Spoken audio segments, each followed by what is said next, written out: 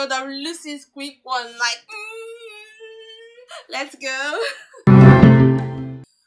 First of all, I have to admit, guys, I missed you. Okay. Like, not being here for 2 weeks, anytime something happens, I'm always like, hey, my guys need to know about this. What's going on? I need to tell them about this. Like, all of that emotions was just always running through my mind. Every time I would be like, oh, I'm so sorry, I can't just do Lucysquickone for this week. But seriously, I first of all want to say thank you to all those who reached out to me via my Gmail, those who went on Instagram, those who went on Twitter to say hello, and they were like, Lucy, when are you coming back? Well, guys, I'm back. And basically, I would say the reason I was off or I was out was because I was on a production, guys. Let me tell you something.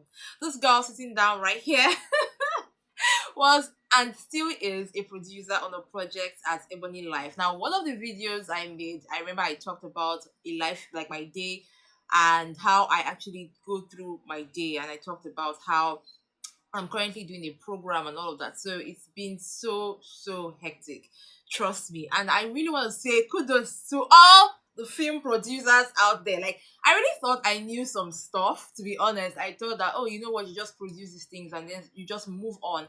But when I got into the whole thing, it was a totally different story. Like the very first day we actually had our shoot for our project, everything went on fine. Like, I'm working with one of the best guys on my team. But of course, you know the way it is now. There'll be some times when you raise your voices and there'll be one or two disagreements. But at the end of the day, we actually got things done. The first day of the shoot was nice. And then at the end of the day, we ended up shooting till like around 8 p.m.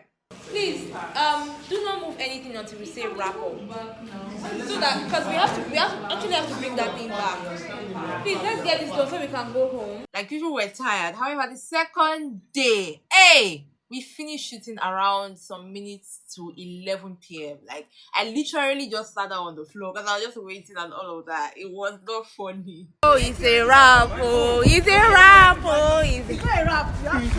You still film. We'll still film. It's a wrap, girl. That was crazy. You see why I am hailing film producers. I mean, at some point, I had to iron some actors' costumes to make sure that everything was okay and they looked on point. Like, it's not just easy. I'm still talking about film producers or producers. We managed as a class of producers to pull one of the greatest productions ever, guys. Like, I'm talking about the best birthday surprise. Now, we did this for our HOD, and name is Vincho. Throughout our stay, or from the beginning of our schooling, that was in March till now, she has taught us the do's and don'ts of being a producer. She has welcomed us into her world. She is Kenyan, and when I say I have been to Kenya without being to Kenya, she shared her experiences with us. So when I say sour, you say sour.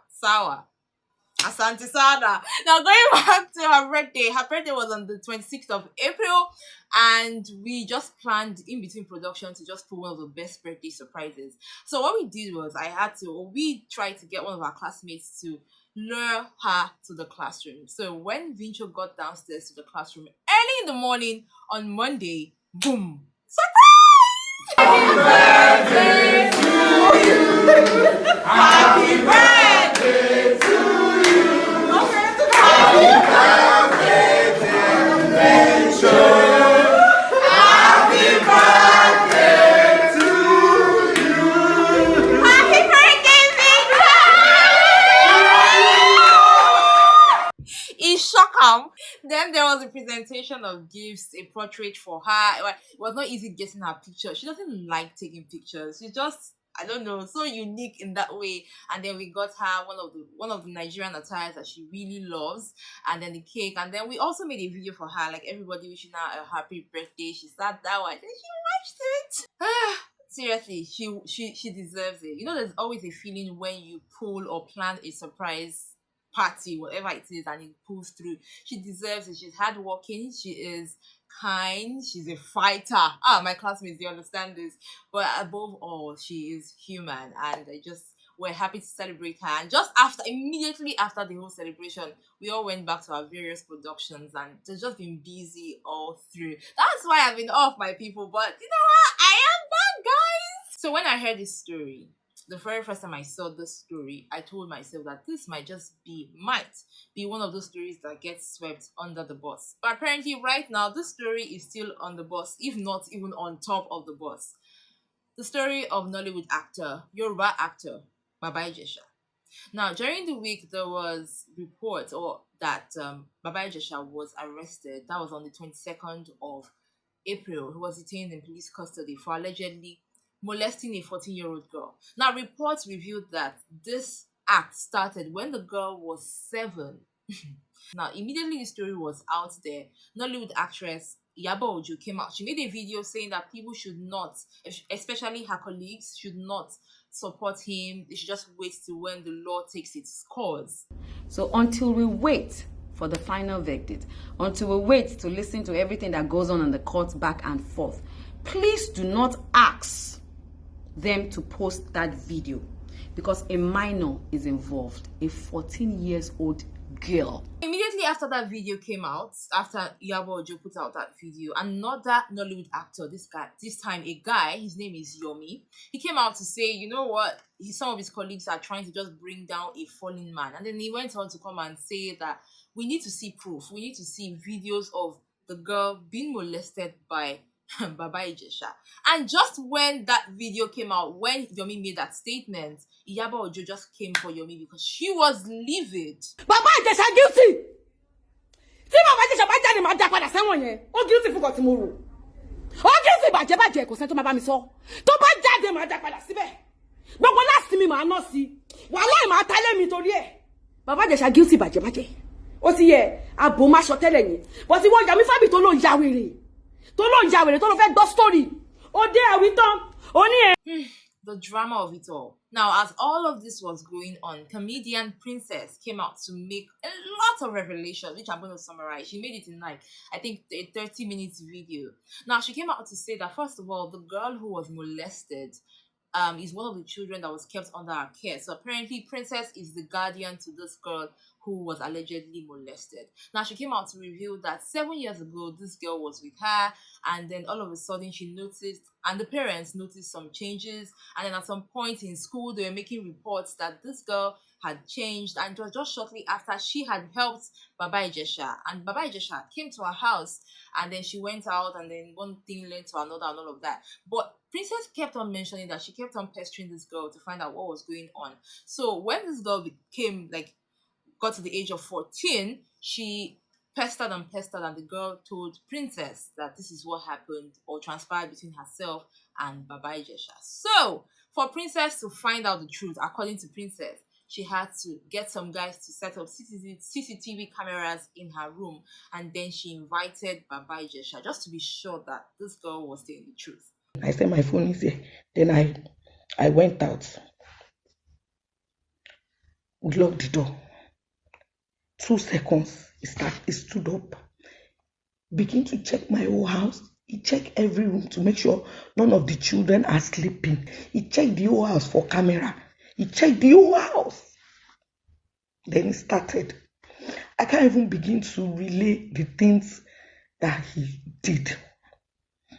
Arami Uba, I was shaking because we're monitoring it on the phone. You harassed her at 7. Why come back to harass her at 14? You know what devil? I'm not called devil, brother. What I done is bad. No doubt about that. It's very bad to molest her. It's very bad, I know.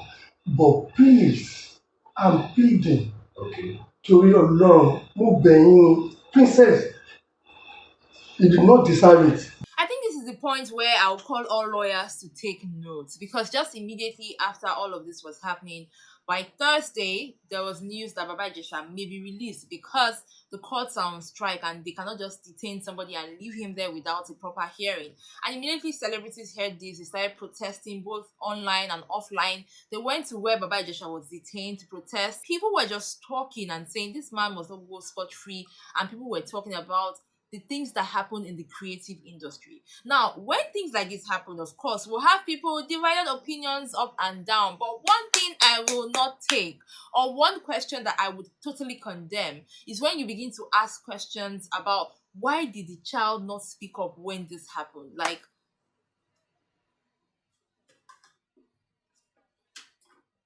I don't know what to say to you because when this conversation got really heated, we had people say such things, and it was just so surprising to get people say those kind of things. I'm like, really, guys? Do you know why people, just in case you're still wondering, why people carry this matter on their head?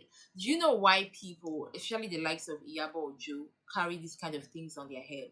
It's because they have been through such experiences before. Now, reading comments about the story, because I've been monitoring the story for the past how many weeks now, a few days, and I read comments of people sharing their experiences and opening up. Now, we had people who were telling others how such things happened to them, and they tried to tell their parents, but they were shunned. And then we also had people who also said that because they were threatened as a child, they were scared to speak up. So I think we should really be careful when we make statements when it comes to these sensitive issues. To be honest, personally, I'm not going to take any sides because we have the facts, we have things already on ground for us to use to judge, even though we're not lawyers or we're not the courts. However, what I would say is we need to stop this rape culture, this rape mentality that vindicates an oppressor. It's totally wrong. Asking all those questions, we've had this conversation before, asking all those questions of why did she speak up, what was she wearing, and all of that. I just hope that the girl gets all the necessary help that she can get, because when such things happen, and if this is not looked into properly, she might become something else. I really wish the very best for her, and I really hope that while we fight and pray for justice, people are also paying attention to the victim. Let me know what you think about the story in the comment section. Listen, guys, it's the weekend, and I do not want to, I must give you the stories and I must give you the juice. But it's the weekend. So yes, I'll be playing. In fact, let's play a game. Now, this game, of course, you already know it. If you are an active participant of Lucysquickone, it's called Who Dat. Now, I want you to tell me who this lady is and why was she discussed on Lucysquickone some weeks ago. If you know the answer to this question, make sure you shoot me an email, lucysquickone@gmail.com. And if you are the first person, trust me, I will contact you. Till next time on Lucysquickone, I got you with more juice, more gist right here. Till then, people, stay safe, stay sane. Do not forget to subscribe to my channel. I love you. Bye.